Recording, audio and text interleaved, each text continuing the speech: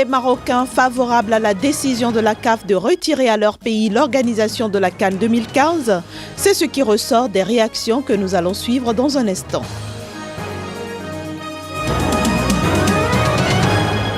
Reprise hier du procès de Jean-Pierre Bemba devant la Cour pénale internationale, le bureau du procureur plaide pour que l'ancien vice-président congolais soit reconnu coupable de la barbarie de ses miliciens.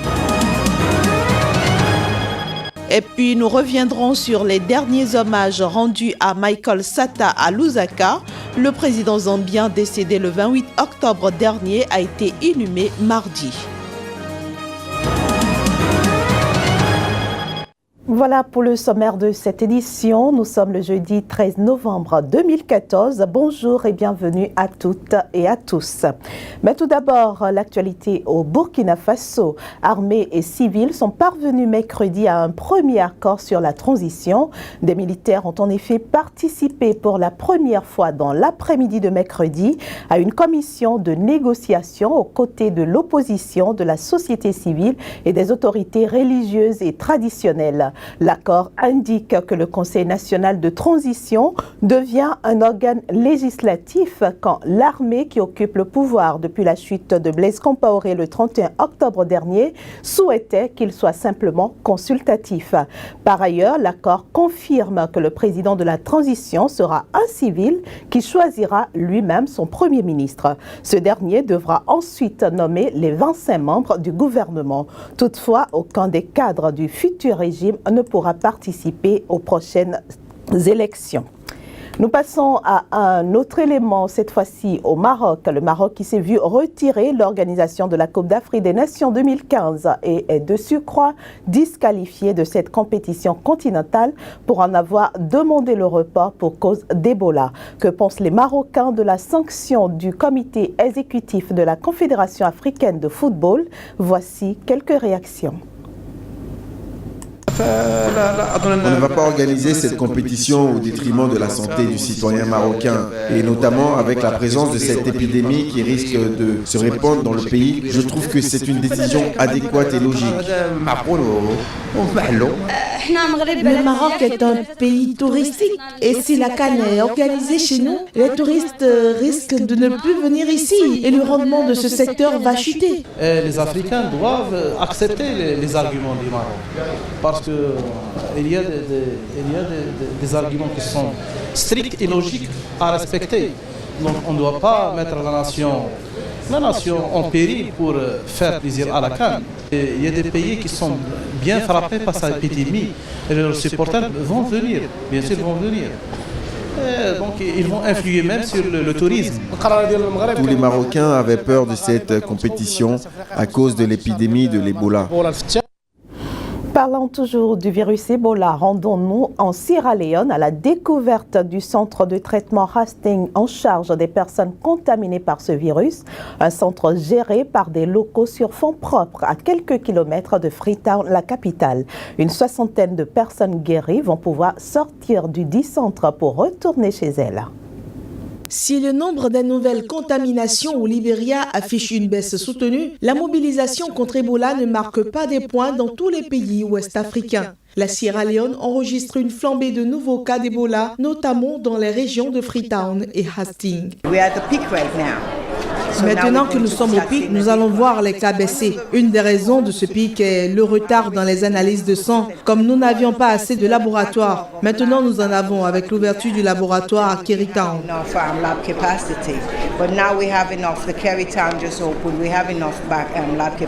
En Sierra Leone, où l'épidémie progresse le plus rapidement, surtout dans la région de Freetown, la situation reste également préoccupante avec une sous-estimation chronique du nombre de cas et de morts. Au début, je suis d'accord, les cas étaient sous-estimés. Nous ne contrôlions pas les choses. Nous ne savions pas qui mourait, si les gens se cachaient. En plus, au début, les gens pensaient que le message de l'OMS était qu'une fois qu'on avait Ebola, on mourait. Maintenant, les gens commencent à sortir, contrairement au début où les malades mouraient chez eux. Les gens le cachaient et à minuit, ils sortaient pour enterrer le corps. Maintenant, ils sont de plus en plus au courant et on se rend compte qu'on contrôle plus les choses. Cela fait plus d'une semaine qu'a détenu le journaliste sierra-léonais David Tam Barrio. Victime collatérale de l'épidémie, il a été arrêté sur ordre du président sierra-léonais Bai Koroma après avoir critiqué la lutte anti-Ebola en Sierra Leone dans son émission hebdomadaire.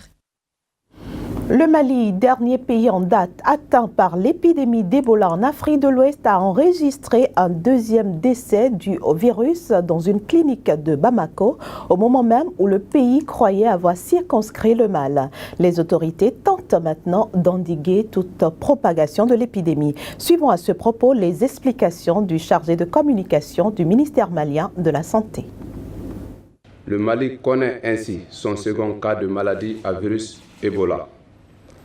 Alors que les soins lui étaient administrés, l'agent de santé âgé de 25 ans est malheureusement décédé le mardi 11 novembre 2014. Toutes les dispositions sont prises pour identifier les personnes ayant eu un contact avec le défunt. Les locaux de la clinique privée qu'il a prise en charge ainsi que le domicile du patient ont été totalement désinfectés et mis en observation.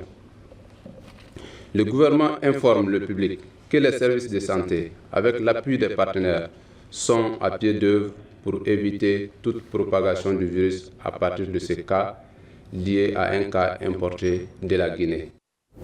Dans un tout autre registre, le procès de l'ancien vice-président congolais Jean-Pierre Bemba, qui dure depuis novembre 2010, a repris mercredi à la Cour pénale internationale. Le bureau du procureur a une fois encore réclamé que l'accusé soit reconnu coupable des barbaries commises par ses soldats du MLC sur le territoire centrafricain entre 2002 et 2003.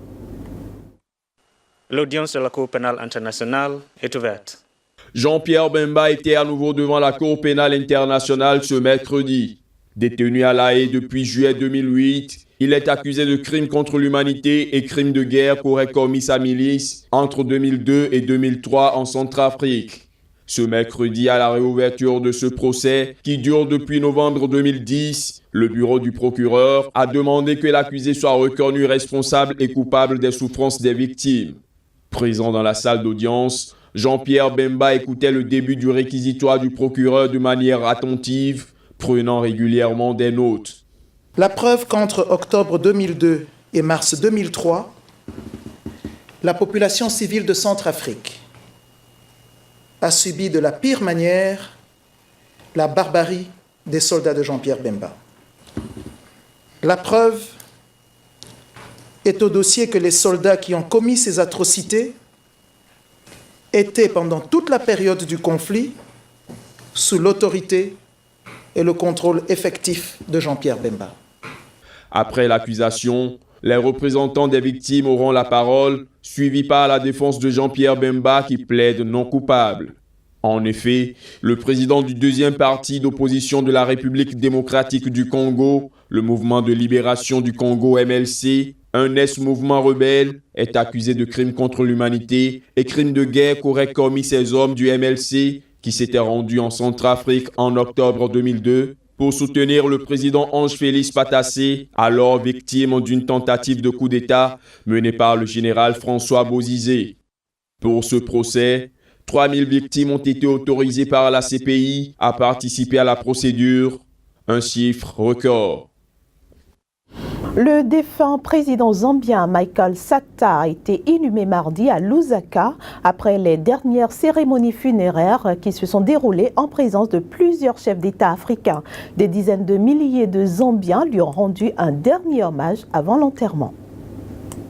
Le stade des héros de Lusaka, qui contient 50 000 places, était plein à craquer sous une chaleur étouffante pour rendre hommage au défunt président avant son inhumation dans un cimetière réservé au chef de l'État face au siège du gouvernement. Au premier rang de l'assistance figuraient les présidents du Kenya, de Madagascar, du Mozambique, de la Namibie et du Zimbabwe. Après les différents hommages, le drapeau zambien a ensuite été retiré du cercueil, lentement descendu dans la tombe, tandis que 21 coups de canon ont été tirés.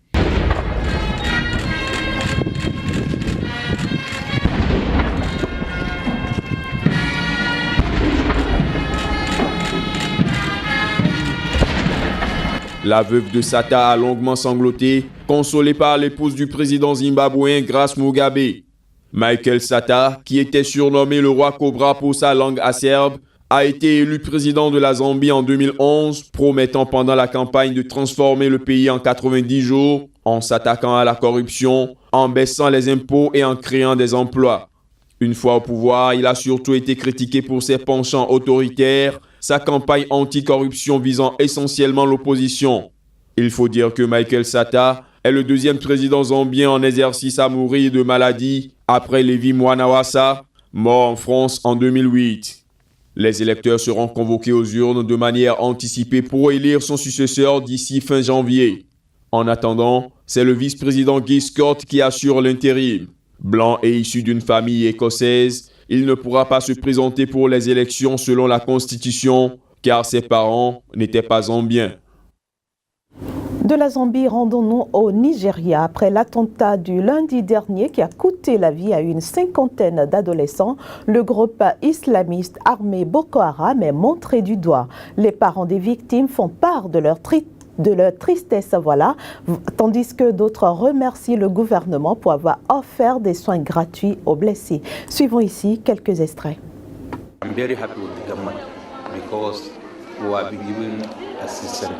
Je suis très content du gouvernement car il m'a beaucoup aidé.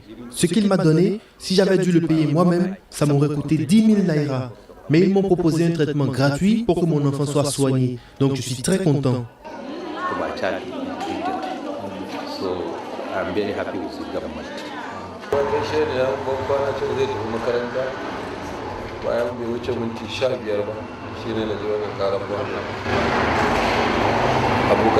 La vérité, c'est que cet incident est très tragique. Kassim, mon fils de 17 ans, est venu me dire au revoir en partant à l'école. Après quelques minutes, j'ai entendu un grand bruit et peu de temps après, ses amis sont revenus couverts de sang. Et j'ai demandé où était Kassim.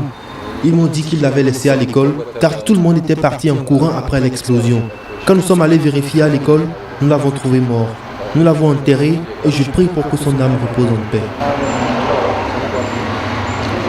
Voilà, mesdames, messieurs, ce sera tout pour cette édition. Merci à vous de nous avoir reçus chez vous. Passez une très bonne journée en compagnie des programmes de Sika TV.